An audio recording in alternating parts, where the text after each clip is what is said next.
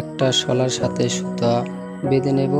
তারপরে এরকম 1 ইঞ্চি ফাঁকা রেখে টাইলসের ভিতরে শলাটা ঢুকিয়ে দেব। হ্যালো ভিউয়ার্স, আসসালামু আলাইকুম। আজকে আপনাদের দেখাবো এক ওয়াল থেকে আরেক ওয়ালের কীভাবে ঘোড়া ভাঙা হয়। আমরা যদি সঠিকভাবে ঘোড়া ভাঙতে পারি তাহলে দেখা যাবে ওয়ালটা বেঁকাতারা হবে না, জয়েন্টগুলো ঠিক থাকবে, ওয়ালটাও সোজা হবে। আর যদি ঘোড়া ভাঙা ঠিক না হয় তার উপরে জয়েন্ট ঠিক রাখা যায় না, জয়েন্ট এলোমেলো হয়ে যায়।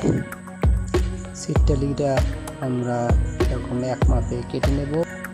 কলম দিয়ে টান দেওয়ার পর এরকম কলমটা আমরা ভেতরে ঢুকিয়ে দিয়ে এভাবে চাপ দেব, এরকম, তাহলেই দেখবা কেটে যাবে।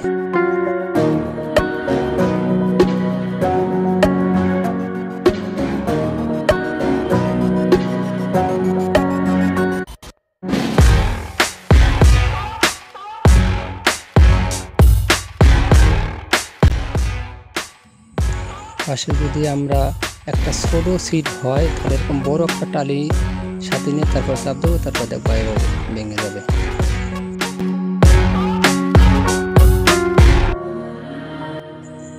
তারপরে আমরা এক এক করে পাশে সিট টালিগুলি এক এক করে সবগুলি লাগাবো।